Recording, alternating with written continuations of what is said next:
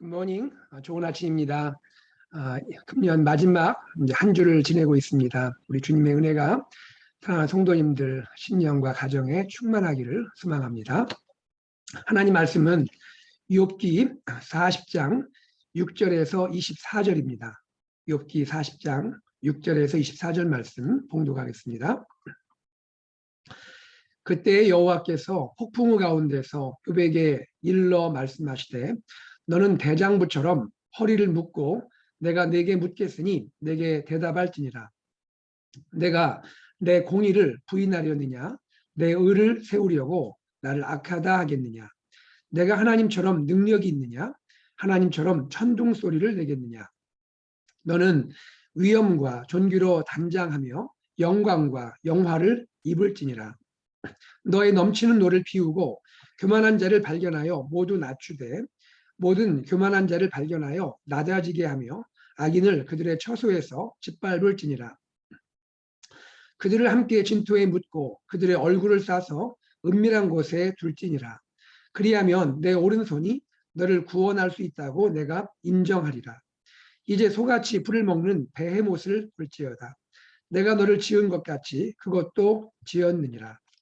그것의 힘은 허리에 있고 그 뚝심은 배의 힘줄에 있고 그것이 꼬리치는 것은 백향목이 흔들리는 것 같고 그 넓적다리 힘줄은 서로 얽혀 있으며 그 뼈는 놋관 같고 그 뼈대는 쇠막대기 같으니 그것은 하나님이 만드신 것 중에 으뜸이라. 그것을 지으시니가 자기의 칼을 가져오기를 바라노라. 모든 들짐승들이 뛰노는 산은 그것을 위하여 먹이를 내느니라. 그것이 연잎 아래에나 갈대 그늘에서나 늪 속에 엎드리니 연일 그늘이 덮이며 시내버들이 그를 감싸는도다. 강물이 소용돌이 칠지라도 그것이 놀라지 않고 요단강 물이 쏟아져 그 입으로 들어가도 태어나니 그것이 눈을 뜨고 있을 때 누가 능히 잡을 수 있겠으며 갈고리로 그것의 코를 끌 수 있겠느냐. 아멘. 자, 이제 두 번째 하나님의 말씀이 욥에게 들려지고 있습니다. 첫 번째 하나님의 말씀과 욥의 대답이 마무리되었고요. 두 번째 하나님의 말씀이 욥에게 들려지고 있습니다. 여러분, 첫 번째 말씀과 두 번째 말씀을 우리가 한번 비교해 볼 필요가 있습니다. 첫 번째 하나님 말씀은 어떤 내용이었나요? 피조 세계에서의 하나님의 창조 계획과 하나님의 질서에 대한 묘사라 할 수 있습니다. 하나님이 어떻게 세상을 창조하셨고 또 이를 위하여 하나님이 어떤 계획을 가지셨고 어떤 질서로 다스리는지 하나님이 말씀하고 계시는 내용이죠. 자, 이에 비해서 오늘부터 이어지는 두 번째 하나님 말씀은 어떤 내용일까요? 이것은 창조 세계 가운데에서도 인간 세계에 집중하고 있습니다. 인간 세계를 주목하고 있는데 그 가운데도 인간 세계 안에서 이루어지는 정의, 즉 공의와 의의 주제에 대한 말씀을 하나님이 하고 계시는 겁니다. 정의의 주제, 공의와 의의 주제에 대해서 하나님이 말씀을 하고 계십니다. 자, 두 번째 하나님 말씀하시는 것은요, 첫 번째 말씀처럼 같은 배경 속에서 그리고 동일한 욥의 대답 준비를 요구하고 계시네요. 자, 6절, 7절 말씀을 볼까요? 그때에 여호와께서 폭풍우 가운데서 욥에게 일러 말씀하시되, 같은 세팅이죠. 첫 번째와 같이 두 번째에서도 하나님은 폭풍우 가운데서 욥에게 말씀을 하고 계십니다. 7절에 보면 첫 번째 말씀처럼 두 번째 말씀도 동일하게 욥의 대답의 준비를 요구하고 있습니다. 너는 대장부처럼 허리를 묶고 내가 네게 묻겠으니 네게 대답할지니라. 창조주가 묻고 계십니다. 구속주가 묻고 계십니다. 자, 이 가운데 욥은 이제부터는 그가 허리를 묶고 그리고 하나님의 질문에 답을 할 준비를 해라 라고 하나님이 말씀을 하고 계시는 겁니다. 자, 그러면 오늘 이 본문 가운데 이 하나님 말씀의 핵심 메시지는 무엇일까요? 저는 세 가지를 함께 나누고자 합니다. 세 가지. 첫째, 하나님 말씀은 이런 것입니다. 욥, 너가 하나님 같은 공의의 심판자 혹은 하나님 같은 공의의 재판자가 될 수 있겠는가라는 질문입니다. 욥이 과연 하나님과 같은 공의의 심판자, 또 공의의 재판관이 될 수 있겠는가 하는 질문입니다. 그 내용이 이제 8절에 소개되고 있죠. 내가 나의 공의를 부인하려느냐, 너의 의를 세우려고 나를 악하다 하겠느냐. 이렇게 말씀하시고 질문하시는 하나님의 의도는 무엇입니까? 그럴 수 없다라는 것이죠. 우리는 여기 있는 그 하나님의 의도 혹은 이 말씀 가운데 주어지는 행간을 읽을 필요가 있습니다. 욥 너는 그럴 수가 없다. 욥 너는 하나님과 같은 공의로운 심판자, 재판관이 될 수는 없다라는 말씀인 것입니다. 자, 이를 위해서 우리가 한 가지 생각할 것은 왜 갑자기 하나님이 이러한 말씀을 하실까요? 하나님이 폭풍우 가운데 등장하시기 전에 욥이 하나님을 향하여 주장했던 내용이 주로 무엇입니까? 그것은 이런 것이죠. 나는 의로운데 하나님이 나를 버리셨어. 나는 정말 의롭게 살았는데 하나님이 나를 몰라주셔. 그런 내용 아닙니까? 그 말을 달리 말하면 하나님은 나를 향하여 불의하게 행동하고 계셔. 하나님은 나에게 불의하게 대우하고 계셔. 이런 것이 욥의 평소에 고난 가운데 하나님께 탄식으로 또 그가 호소하며 주장했던 그러한 그의 메시지가 아니었습니까? 이러한 욥의 주장과 메시지에 대해서 하나님이 대답하고 계시는 것이죠. 욥 너는 하나님 같은 공의의 심판자 혹은 재판관이 될 수는 없다라고 말씀하고 계시는 겁니다. 특별히 하나님은 여기에서 욥에게 이런 말씀도 하시죠. 하나님은 욥을 볼 때 욥이 하나님과 같은 위엄이라든지 존귀라든지 영광 혹은 영화를 갖고 있지 못하다라고 말씀을 하고 있습니다. 자, 그 내용이 10절에 나와 있죠. 너는 위엄과 존귀로 단장하며 영광과 영화를 입을지니라. 이것은 하나님이 그렇게 하라라고 말씀하시는 그러한 형식을 취하고 있지만 사실은 어떤 의도입니까? 욥 너는 피조물로서 하나님과 같은 그러한 위엄, 존귀로 단장할 수가 없지 않느냐. 욥 너는 내가 아무리 하나님 앞에 너의 의를 또 주장할지라도 하나님이 갖고 있는 창조주가 갖고 있는 영광과 영화를 입지 못하고 있는 것 아니냐. 너가 누구인지를 너는 기억해야 하지 않느냐라고 말씀하고 있는 것이죠. 또한 하나님은 무엇을 말씀합니까? 욥 너는 공의로 세상을 완전하게 심판할 그러한 능력이 너에게는 없지 않느냐. 욥 너가 그렇게 말하고 주장을 하지만 정작 너의 안에 공의로 세상을 완벽하게 심판할 수 있는 능력이 있단 말인가? 라고 하나님이 묻는 것이죠. 그 내용이 12절에 소개되고 있습니다. 모든 교만한 자를 발견하여 낮아지게 하며 악인을 그들의 처소에서 짓밟을지니라. 욥이 그렇게 주장을 하니 욥이 그렇게 하나님 앞에 자신의 의로움을 말하고 있으니 하나님이 이렇게 대응하는 겁니다. 그래, 그렇다면 너가 말한 대로 한번 모든 교만한 자를 발견해서 낮아지게 해봐라. 세상의 모든 악인을 그들의 처소에서 짓밟아 보아라. 이렇게 하나님이 말씀하시는 거죠. 동일하게 이 말씀의 의중은 무엇입니까? 하나님이 이렇게 말씀하신 거죠. 내가 너의 의를 주장하고 너의 의를 말하지만 하나님 앞에 너의 의로움과 너의 또 결백함을 말하고 너를 주장하고 있지만 그러나 하나님의 눈으로 볼 때 너가 정말 모든 세상에 있는 교만한 자를 다 낮아지게 할 수 있단 말인가? 너는 세상에 있는 모든 악인을 다 짓밟을 수가 있단 말인가? 즉 심판할 수 있단 말인가? 라고 하나님이 반문하시는 것이죠. 그 말은 너는 그럴 수가 없다라고 하나님 말씀하고 계시는 겁니다. 자, 여기까지가 욥 너는 하나님과 같은 공의의 심판자, 재판관은 될 수가 없다라는 것을 하나님이 질문으로, 반문으로 또 수사 의문문을 통해서 말씀하고 계시는 것이죠. 자, 두 번째입니다. 오늘 본문의 두 번째 메시지는 어떤 것일까요? 욥 스스로, 욥 자신을 구원할 수 없다라는 것입니다. 욥 스스로, 욥 자신을 구원할 수 없다. 저는 이 두 번째 메시지가 매우 중요하다고 여겨집니다.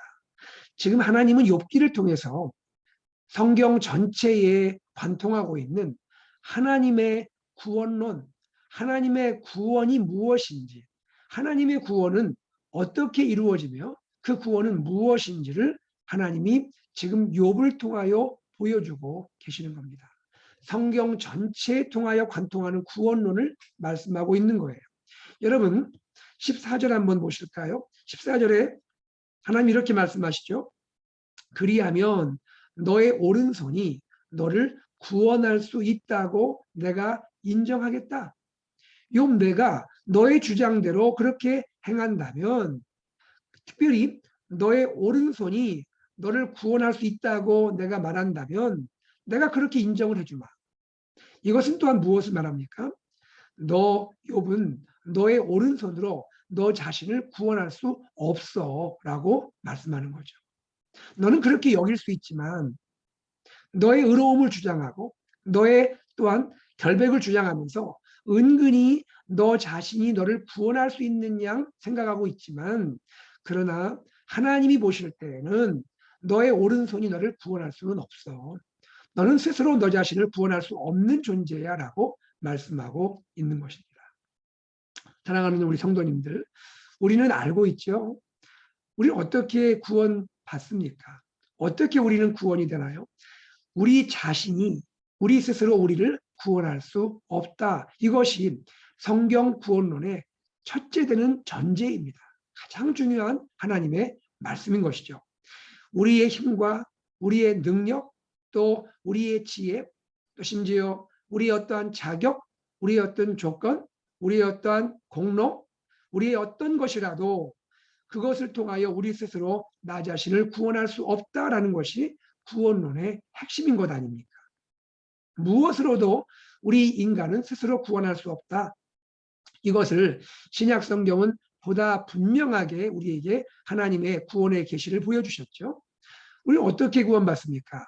내가 나를 구원하는 것이 아니라 전적으로 오직 하나님의 은혜로 사람은 구원을 받는 것이죠.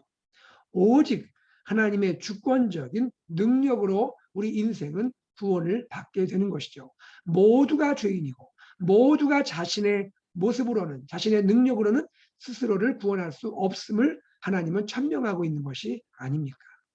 오직 하나님의 은혜, 그 하나님의 그 은혜, 특별히 주 예수 그리스도의 십자가의 은혜를 믿음으로 우리는 구원을 받게 되는 것이죠. 주 예수 그리스도의 은혜를 통하여 우리를 구원하시는 하나님의 주권적인 역사, 하나님의 주권적인 능력, 이것을 믿음으로 우리는 구원받을 수 있음을 주님은 분명하게 선포하고 있지 않으십니까? 자, 이러한 내용을 욥을 통하여 하나님은 구약 가운데 하나님의 계시를 통하여 보여주고 또 질문을 통하여 하나님 말씀을 통하여 들려주고 계시는 것이죠. 사랑하는 여러분, 우리는 다시 한번 오늘 이 말씀 가운데 우리 자신이 하나님 앞에 우리의 믿음을 고백하면 좋겠습니다. 하나님, 나는 결코 나의 스스로의 모습으로 구원받을 수 없는 존재입니다. 오직 하나님의 은혜, 오직 십자가의 그 은혜, 오직 하나님의 그 사랑을 인하여 우리는 구원을 받게 되었고 구원받은 존재로 주님을 찬송합니다. 이러한 고백이 다시 한번 우리의 심령을 통하여, 우리 입술을 고백을 통하여 주님께 올려지기를 간절히 소망합니다. 셋째입니다. 오늘 본문을 통하여 주시는 하나님의 말씀, 메시지 셋째는 무엇일까요? 그것은 이것이죠. 욥을 포함한 세상의 모든 존재는 하나님의 창조물이다. 욥을 포함한 세상의 모든 존재들은 다 하나님의 창조물이다. 그리고 모든 창조물들은 하나님의 주권과 통치 아래 있다라는 것입니다. 하나님의 주권, 하나님의 통치 아래 있다라고 말씀을 하고 있는 것이죠. 특별히 여러분, 여기 굉장히 흥미로운 이야기가 나오죠. 15절부터 23절, 24절에 보면 아주 흥미로운 동물에 대한 묘사가 한 가지 소개되고 있죠. 이 동물의 이름은 무엇입니까?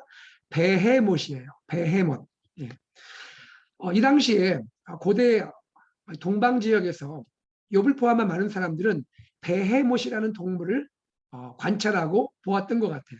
혹은 상상했던 것 같아요. 세상에 동물 중에 가장 강한 동물로 여겨지는 존재가 베헤못인데요. 이 베헤못은 오늘 말씀 15절에 보니까요.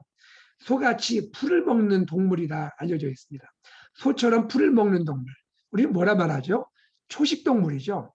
초식동물이 베헤못이에요. 그런데 초식동물인데 얼마나 힘이 센지 모릅니다. 얼마나 힘이 센지 16절에 한번 보실까요? 그것의 힘은 허리에 있고 그 뚝심은 배의 힘줄에 있고 그것이 꼬리치는 것은 백향목이 흔들리는 것 같고 그 넓적다리 힘줄은 서로 얽혀 있으며 그 뼈는 놋관 같고 그 뼈대는 수박대기 같으니 그것은 베헤못은 하나님이 만드신 것 중에 으뜸이라 하나님의 창조물 중에 최고다 가장 강력한 힘을 가진 피조물이다 존재다 이렇게 말씀하고 있습니다. 여러분 어떤 동물일까요? 여기에 대해서 전통적으로 또 오늘날도 학자들 간에 여러 가지 논란이 있습니다. 여러 가지 의견이 있죠. 베헤못이 이런 동물일 것이다. 이런 동물이다라고 이야기하는데 다양한 동물이 제기되고 있지만 그중에 대체로 공유하고 있는 그 의견은 무엇이냐면 아마도 그 당시 나일강에 살고 있던 하마가 아닐까라고 생각을 합니다. 하마. 여러분 하마 아시죠? 입이 이만하죠. 그죠? 여러분 하마가 온순하다고 여기십니까? 굉장히 때로는 포악할 수 있다고 여기십니까? 제가 아프리카에도 살지 않았습니까? 아프리카 살면서 아프리카의 그 사파리 투어를 실제로 차를 가지고 들어가서 한 적이 몇 번 있거든요. 또 들은 이야기도 있고요. 여러분 그 하마가요. 여러분 온순해 보이지만 결코 온순한 동물이 아닙니다. 강물에 있다가도요. 배들이 지나가면 언제 갑자기 물에서 불쑥 튀어나와가지고 배를 그냥 요동을 치게 하고 사람들을 놀라게 하는지 보통 동물이 아니에요. 실제로 여러분 하마는 달리기도 굉장히 빠릅니다. 여러분 하마가 느릿느릿 걸을 줄 알으셨죠? 하마가 얼마나 빠르게 달려가는지 몰라요. 실제로 아프리카 마을 가운데 하마를 매우 두려워합니다. 실제로 하마에게 끌려가서 정말 죽을 만큼 고통을 당한 사람도 있다고 그래요. 하마가 그 이빨이 많지는 않죠. 그 큰 이로 위아래에서 그냥 콱 누르면요. 그냥 동물들이 압사당하는 거예요. 그걸 끌고 물속으로 들어가 버립니다. 이런 능력 있는 존재가 하마거든요. 여러분 또 궁금하시면 한번 다큐멘터리 한번 보시기 바랍니다. 하마가 그런 존재입니다. 근데 자 여기서 이 하마가 실제 하마일 수도 있습니다. 그러나 어쩌면 또 그 당시 동방세계에서 신화적인 존재로 여겨지는 하마와 같은 존재가 아닐까 생각도 할 수가 있습니다. 어쨌든 실제 동물이든 어쨌든 혹은 신화적인 동물이든 간에 중요한 것은 무엇이냐면 중요한 것은 사람들이 생각하는 가장 강력한 힘을 가진 존재인 하마일지라도 그것이 베헤못이라 알려졌는데 베헤못일지라도 그 다음이 중요합니다. 그 베헤못조차 결국 하나님의 창조물인 것이다라는 것입니다. 이것이 중요합니다. 그 베헤못이 실체가 무엇일지라도 중요한 것은 무엇이냐면 그 베헤못조차 하나님이 창조한 창조물, 피조물이다라고 말씀을 하고 있습니다. 자, 그것이 19절이죠. 그것은 베헤못은 하나님이 만드신 것 중에 으뜸이라 그것을 지으신 이가라고 나오죠. 여기에서 무엇을 말합니까? 베헤못조차 하나님의 피조물이다라는 것을 하나님이 말씀하고 있는 것입니다.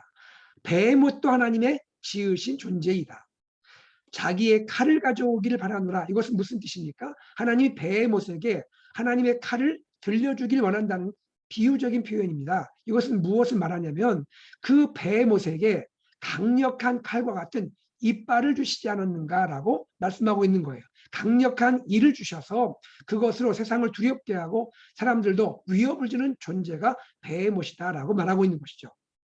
그러면서 20절, 21절, 22절은 베헤못은 그 당시에 모든 존재 중에 으뜸이어서 그는 갈대 그늘 가운데 쉬기도 하고 연꽃 아래에서 쉬기도 하고 아무도 그를 건드릴 수 없는 그러한 그는 강력한 존재이고 그는 또한 그 스스로 그렇게 존재하는 것 같이 살고 있다라고 말하는 것입니다.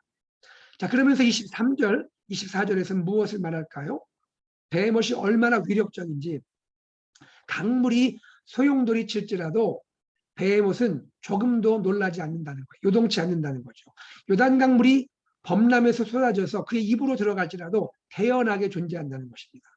심지어 24절에 보니까 베헤못은요, 눈을 뜨고 있을 때, 그가 깨어 있을 때는 어떤 사람도 감히 그를 사냥할 수가 없다는 것입니다. 그를 잡아서 끌어낼 수가 없다는 것이고, 갈고리로 그것의 코를 꿰일 수가 없다라고 말하고 있는 것입니다. 자, 이렇게 하나님 말씀하시면서 하나님 하시는 그 의중은 또한 무엇입니까? 이런 베헤못일지라도 사람들이 가장 강력한 힘을 가진 존재라고 여기며 두려워하는 베헤못조차도 하나님의 피조물에 불과하고 하나님의 주권과 통치 아래 존재한다라고 말씀하고 있는 것입니다. 이것이 중요한 것이죠. 하나님의 피조물이고 베헤못도 하나님의 이러한 주권, 하나님의 통치 아래 존재할 수밖에 없다라고 말씀하고 있는 것입니다. 즉 베헤못이 아무리 위협적인 존재일지라도 하나님의 통제를 받고 하나님의 관리 아래에 있는 존재에 불과하다라고 말씀하고 있는 것입니다. 하나님 왜 이 말씀을 하십니까? 왜 굳이 베헤못을 등장시켜서 이렇게 말씀하십니까? 무엇을 말하죠? 욥, 너는 하나님이 누구인지를 알아야 한다라고 말씀하고 있는 것입니다. 욥, 너는 하나님이 누구이신지를 분명히 알아야 한다. 사람들이 두려워하는 베헤못조차 하나님의 피조물에 불과하고 하나님은 그를 다스리고 통제하고 관리하고 있으시다라고 말씀하고 있는 것입니다. 이러한 하나님 앞에 너는 누구인가? 이런 하나님 앞에 너는 누구인가? 하나님 앞에 너의 의를 주장하고 너의 의로움을 말하고 있는 욥. 새 친구들과의 관계에서는 내가 너의 이야기를 할 수 있고 너의 모든 하소연을 말할 수 있다. 그러나 정말로 하나님 앞에 서서는 내가 무엇을 말할 수가 있단 말인가? 너는 정말 하나님 앞에 너를 주장할 수가 있는 존재인가? 이것을 한번 생각해 보기 원한다라고 하나님이 말씀하는 것 아니겠습니까? 오늘 하나님은 세 가지 메시지를 통하여 욥에게 말씀하고 계시는 겁니다. 여러분, 우리가 이 욥의 말씀을 우리가 묵상해 보았습니다. 이 하나님의 말씀을 통하여 우리는 우리 자신에게 어떠한 것을 적용하고 우리에게 또 말씀할 수 있을까요? 이것이죠. 우리는 항상 하나님이 누구이신지를 생각을 해야 한다는 것입니다. 그리고 하나님 앞에 서 있는 나는 또한 누구인지를 기억을 해야 한다는 것입니다. 하나님은 참으로 좋으신 분이시죠. 하나님 우리를 사랑하시는 분이시죠. 세상을 하나님의 공의로 다스리는 분이시죠. 그러나 그 하나님이 근본적으로 나와는 어떤 차이가 있는지, 하나님은 누구신지, 또 나는 하나님을 어떻게 여기고 하나님을 생각해야 하는지 하나님 생각해 보기를 말씀하고 계시는 겁니다. 특별히 여러분, 이렇게 여러분 제가 말씀을 드리고 싶습니다. 욥은 고난 가운데 있습니다. 욥은 고통 가운데 있습니다. 욥은 지금까지 지내면서 하나님이 욥을 향하여 마치 침묵하는 것 같은 느낌을 받았습니다. 또한 욥은요, 하나님이 그를 외면하는 것 같은 그러한 느낌조차 받았습니다. 욥이 느끼는 솔직한 감정이고 솔직한 심정입니다. 욥은 그와 같이 고독하고 외롭게 고난 가운데 지금 힘들게 지내고 있는 것입니다. 그러면서 하소연했습니다. 탄식했습니다. 자신의 모습을 토로했습니다. 하나님 그것을 다 알고 계십니다. 다 이해하고 계시고 그를 위로하시고 공감하고 계십니다. 그러나 그럼에도 불구하고 욥이 지금 꼭 기억해야 할 것, 욥이 유지해야 할 그러한 마음은 무엇일까요? 그러한 가운데 있을지라도 하나님 앞에서는 자신의 의로움을 주장할 수는 없다는 것입니다. 하나님 앞에서는 자신의 의로움들을 내세울 수는 없다는 것입니다. 왜요? 그분은 하나님이시기 때문입니다. 나는 고난 가운데, 고통 가운데 힘들고 참 하나님 앞에 너무나 괴로움이 있지만 그러나 하나님 앞에서만큼은 나는 겸손함을 유지해야 한다는 것입니다. 하나님 앞에서 겸허한 모습을 잊어서는 안 된다는 것입니다. 그분이 하나님이시고 나는 하나님의 피조물이고 또 그분은 나의 왕이시고 나는 그분의 통치를 받는 하나님의 백성이기 때문입니다. 하나님은 너무나 좋으신 분이시지만 우리는 항상 하나님과 나의 관계를 기억하고 겸허한 모습으로 살아야 하는 것. 이것이 우리의 믿음의 근본이 아닐까 생각이 되는 것입니다. 이제 금년 한 해가 다 지나갔습니다. 마지막 주 욥기를 묵상하게 하나님이 하고 계십니다. 여러분 한 해 동안 우리 하나님 말씀을 참 묵상하며 우리가 주님과 동행했습니다. 우리 여러분을 주님이 사랑하시고 축복하시는 줄로 믿습니다. 여러분 한 해를 마무리하면서 욥기를 묵상하게 하신 하나님, 왜 욥기를 묵상하게 하셨을까 생각하면서 우리가 겸허한 마음으로, 겸손한 마음으로 한 해를 마무리할 수 있는 저와 여러분 되기를 바랍니다. 동시에 이 위대하고 크고 완벽하신 하나님, 하나님을 믿고 신뢰하며 순종하며 새해를 열어가시는 우리 귀한 성도님들 되시기를 주의 이름으로 축복합니다. 함께 기도하겠습니다. 하나님 아버지, 주님의 은혜와 사랑을 감사드립니다. 우리로 하여금 마지막 금년의 한 주를 말씀을 묵상하며 지내게 하신 주님을 찬양합니다. 욥기를 묵상하게 하신 하나님 고맙습니다. 참 좋으신 하나님, 우리와 함께 하시고 우리를 위로하시고 우리를 축복하시고 우리를 구원하시는 참 좋으신 하나님, 우리가 주님께 찬송 올려드립니다. 한 해 동안 우리와 함께 하신 주님을 높여드립니다. 항상 우리가 주님을 동행하며 지낼 때, 그러나 우리 마음 가운데 하나님을 경외하며 하나님을 신뢰하며 하나님을 높이며 하나님 앞에 우리 자신을 항상 겸손하게 세우며 그렇게 주님과 지낼 수 있도록 인도하시고, 크고 능력의 하나님, 위대하신 하나님을 새해에도 신뢰하며 주님의 선하심을 믿고 또 그렇게 따르며 주님과 동행하는 귀한 새해가 되도록 축복하여 주시옵소서. 우리 사랑하는 성도님들 마음과 심령 가운데, 가정 가운데, 일터 가운데, 자녀들 학교 가운데 복의 복을 더하시고 우리 주님이 항상 동행하시는 말씀과 동행하는 우리 삶이 되도록 인도하여 주시옵소서. 감사드리며 주 예수 그리스도 이름으로 기도드리옵나이다. 아멘. 함께 기도하겠습니다. 말씀을 기억하며 기도하시고요. 세 가지 기도 제목 나누겠습니다.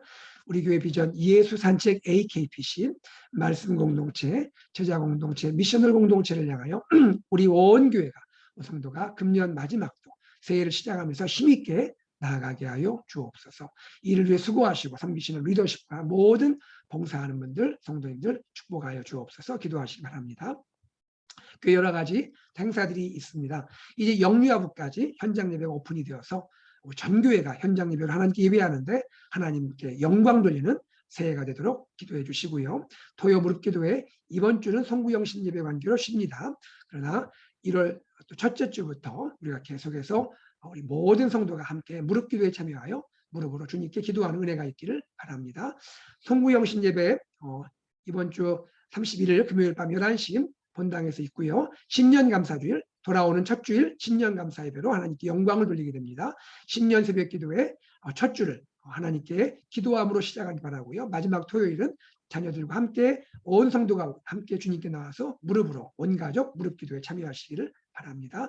어린이교육부 PTA 설명회가 이번 주일 오후 1시에 본당에서 있습니다. 여러분 이 모든 교회 행사를 위해서 기도해 주시기를 바랍니다. 그리고 세 번째로 슬픔을 당한 우리 성기택 집사님 가정을 위하여 하나님의 위로가 함께하기를 위해 기도해 주시기 바랍니다. 그리고 선교 중보기도 북한 선교하시는 모퉁이돌 선교를 위해서 기도해 주시고요. 우리 환우들 치유를 위해서 함께 기도해 주시면 감사하겠습니다. 그리고 사랑하는 우리 유스, 우리 하나님 예비하신 패스터를 허락해 주시고 우리 유스 자녀들이 힘있게 주님을 섬기며 새해에는 큰 은혜 가운데 또 부흥하고 성장하게 하여 주시옵소서. 다 함께 합심하여 기도 제목까지 기도하고 일상으로 나아가겠습니다. 기도하겠습니다.